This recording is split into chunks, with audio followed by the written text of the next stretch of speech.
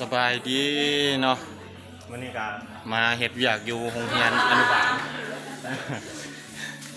อยู่บ้านไซสวรรค์เนาะอันนี้งานในครูสอนนักเรียนอนุบาลนะมาเฮ็ดอยากอยู่โรงเรียนมาลงสมัครนักเรียนเด้อคุณเนาะทางทีมงานกะยูน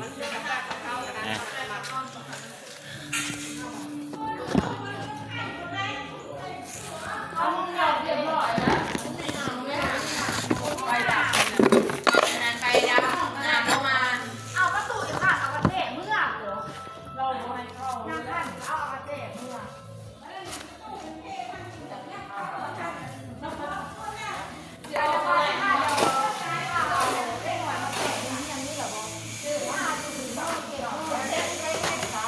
ได้คลิปไปพร้อม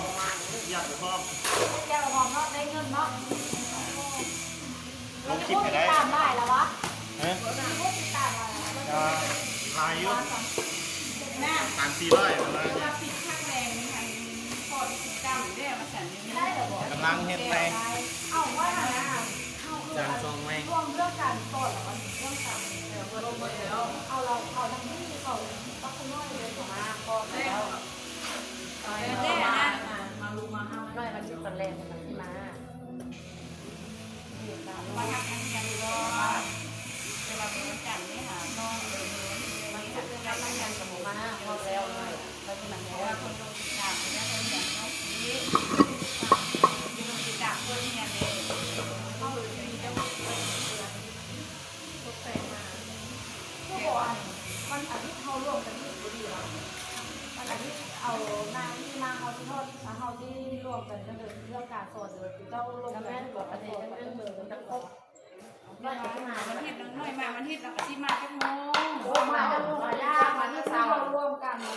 เรื่องการสอนมาสิพากันมาสิเจ้ามาถ้ามันทานต้องเลยแจ้งเราต้องเลยบอกเราที่เราจะยุ่งน้ำเขาเราต้องเลยบอกเราลงมาหลายมืออะไรเราต้องมาไม่ลงกับเรามันที่ในครูพี่ท่านมาเหมือนทุกคนเลยเอาอยู่ห้องกลางนะเพราะว่าเขาอินคนเดียวเขาเนาะเราไปดูเขาทุ่มกันเหรอไปแล้วแม่อันอ้อนสร้างตั้มสร้างความผักสร้างเก่งสร้างต้นยำเอามาแล้วก็มาเลยเจ้าขนาดก็ช่วยเอาค่อยเรียกสาวตัวง่ายๆ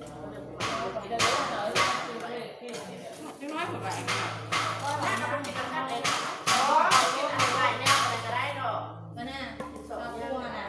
มีแต่ย่ำหมูที่ซื้อปันหาใส่ถุงหัวหน้าเลยว่าหัวหน้าเนี่ยดีจังไปกินข้าวกันไปเอาย่าไปกินข้าววันเดี๋ยวนี้ไม่มีเยอะเลยยังไม่ได้กินอีกอ่ะมีเวลาได้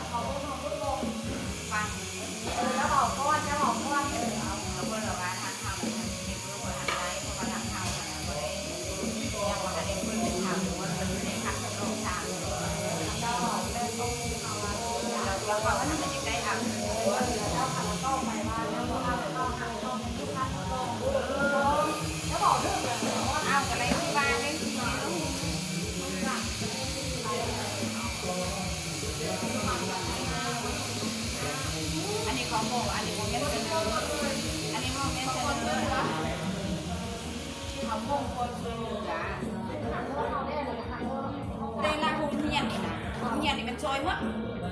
ซอยโอกาสเพื่อเห็นหัวแกงเนี่ยแล้วเองกับตัวเขาข่าวดีเพื่อเขาความช่วยเห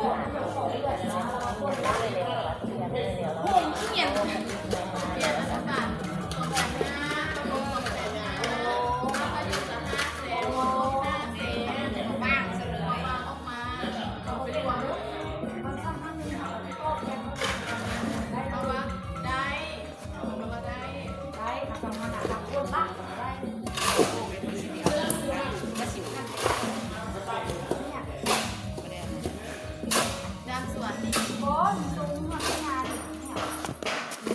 ไปใส่สีออกเมื่อ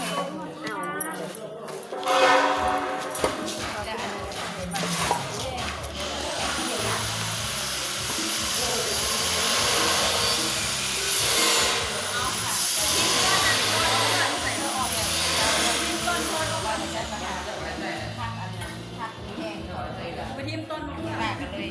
ข้าวสวยในหัวมันก็แยกลูกมีเขาบอกไปวันขาดเดี๋ยวยังโอ้โหผู้ใดรักจินนี่เขาสั่งโอ้โหเด้ออันนี้ไปจอกมีต้องกล้องแล้วรักจินนี่ไข่เน่าแมวกับตัวหนูจบเมียนได้ไหมคะไปออนหน้าเขาไปกินน้ำกันนั่นน่ะเขาบอกได้ไปเขาซิเบิ้งนี่แหละจะออกเมื่อนั่งมีเบียร์พวกหน้านิดหน่อยค่ะด้วยน้ำขาวคำดิ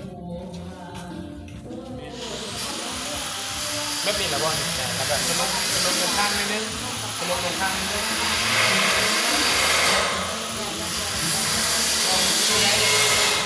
นี่นะก็ต้องดีใส่สาม